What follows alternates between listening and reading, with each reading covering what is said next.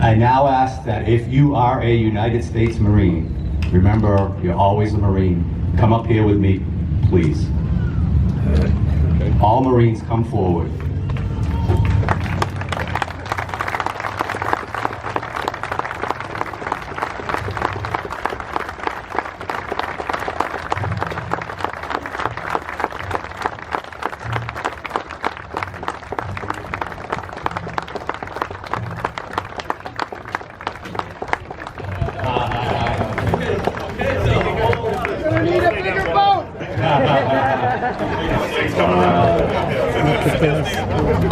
Wow. What does that tell you? The Marines have never left our side, so on the 10-year mark, to have you with me and us, there are no words. I just want to say a few words about Nicholas, and then I'm going to introduce a very special guest speaker. And as you know, 10 years ago have passed since Nicholas raised his hand. Nick had an enduring passion about serving our great country, and he dreamed about someday earning the title of United States Marine. And on July 23rd, 2009, 10 years ago on Tuesday, the meritoriously promoted Corporal Exaros was the vehicle commander of a heavily armored Marine Corps gun truck that was conducting combat operations in Afghanistan. As the mission was nearing its end, Nicholas heard his brother Marines calling for help, trapped in deep enemy territory. He and his team raised their hands to go get him. And as they headed out, their vehicle was attacked, and the explosion was massive. Nick was severely wounded, but he fought for life for over 3 hours. Thank you. Perfect. He never gave up. That's our message. We never give up. When he last spoke with his mom, Lisa, 2 weeks before he was killed, he said, "Don't worry about me, Mom. I'm living the dream." Nick rests at peace, watching over all of us, big and strong, on American soil, resting on a peaceful bluff in our Massachusetts National Cemetery, back home on our beloved Cape Cod, about a quarter of a mile from right here. Forever young and frozen in time at age 21. The words Semper Fidelis, always faithful, and living the dream are etched on his gravestone. All of us in the Exaros family are so grateful to each of you for standing by our sides each step of this 10-year journey. Lisa, Alex, Elizabeth, Ashlyn, and I are very proud that you're all here with us. Trust me when I say this, we would not have made it without you. There is something about bikers and the motorcycles and our flag. Nicholas came home carried by 6 Marines in an American flag draped coffin. We love you. And we love this nation and the men and women who defend it. And I'll tell you, we will always stand for our flag and our national anthem. Amen. Amen.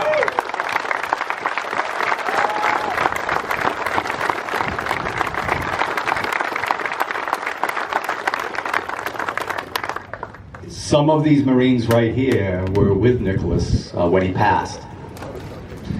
And there are more spread all over Cape Cod in the next few days. So if you run into them, give them a hug.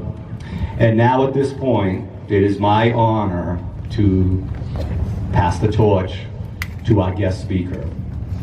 This Marine officer's current assignment is the Senior Operations Advisor at the 2nd Marine Expeditionary Force, Camp Lejeune, North Carolina.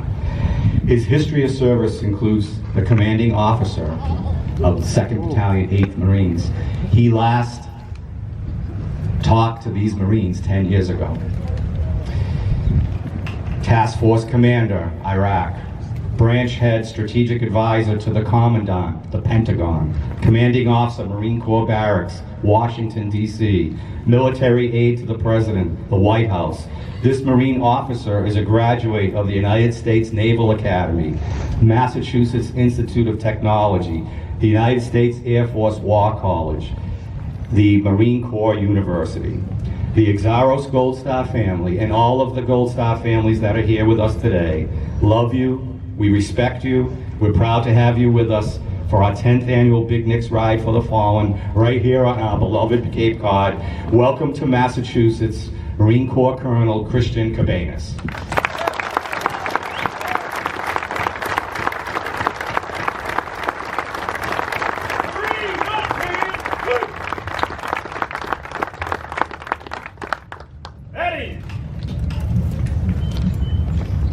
Well, Steve, thanks for inviting me.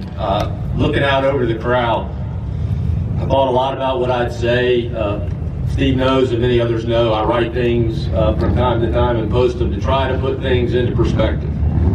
Memorial Day, events like this remind us about the totality of what we've lost over the generations. For me specifically, it is, and I wear the shirt today to recognize those Marines and sailors of the 2nd Battalion, 8th Marines, as we would call it, America's Battalion. But in a sense, everybody that goes forward in the defense of freedom is part of one of America's battalions. But what I want you to think about a little bit, Steve told a little bit of the story. He told the nice parts, not the bad parts. When Nick and his brothers launched out into the Taliban heartland and Helmand River Valley in places that most Americans couldn't spell or pronounce and had never considered ever. I don't know, honestly, that Nick, from the 2nd of July until his passing, had a cold drink of water. None was available. They were on the edge of the empire, fighting in the defense of liberty, in conditions that were unimaginable to all of us. And yet, every day, they endured. Every single day.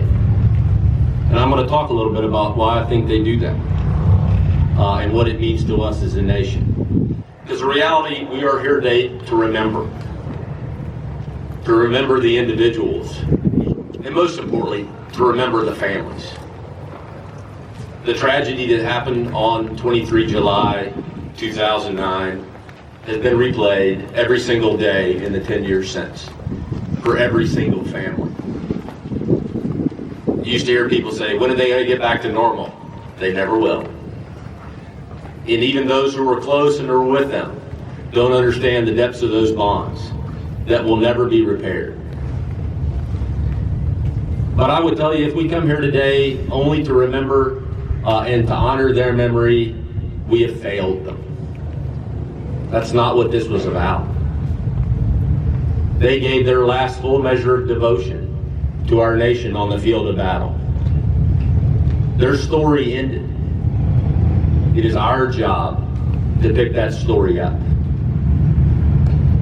Perhaps that was what will define us as a nation, is what do we do with the sacrifice that they made on our behalf. I think back to a movie they made me watch when I was a captain, Saving Private Ryan. At the very end, Tom Hanks' character looks at Private Ryan and says, "Earn this." They sacrificed for us.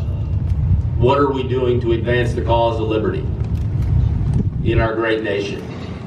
As I told somebody before, we tend to disagree on the small things, but we're united in the big things. We just don't realize it.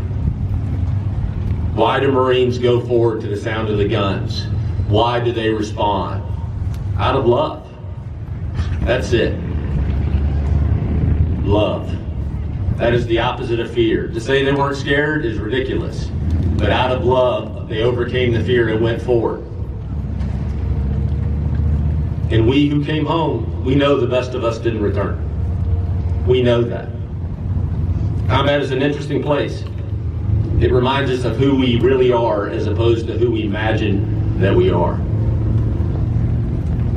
So what I take from the loss and the totality as I look at it all is, what am I doing to get better each and every day? to be honorable, to live up to all my obligations, not just as a Marine officer, but as a husband, a father, a a son, a nephew, an uncle? Am I being morally courageous? Am I doing the right things because they're the right thing to do? And am I committed? Because as you can see up here, the strength of our Corps isn't a flag, isn't a song, isn't our commandant. It's Marines' shared commitment to each other, just as it is in our nation. Our commitment to each other, our love will overcome. And at the end of it, we understand one eternal truth of our enormous power to endure. Looking at the Gold Star families who can get up every day and go on with their lives, cannot imagine the strength required to do that. But as human beings, we have an enormous power to endure. And with love and through love is the salvation of man and our nation. And together we can endure any trial and come out better on the other end. We will say the names and we will remember all that we've lost. But we will remember is that it's our responsibility to write the rest of their story. So I'm truly privileged to be here today because you can see from the crowd what is united. And as you ride around today, safely, as the chaplain suggested, I want everybody to think about what have they done. As an old Roman Stoic philosopher said, Seneca, what things about myself have I mastered today? And then the willingness to demonstrate our love for those that have lost, to stand in front of the mirror and realize maybe I didn't live up to the person that I need to be today, and use their sacrifice and their strength to help move us forward. So it's a privilege to be here today. Like I said to the Marines before they went in, I love each and every one of them. They're national treasures. And a nation that can continue to produce people like that is going to have a long future indeed. So Semper Fidelis, and God bless.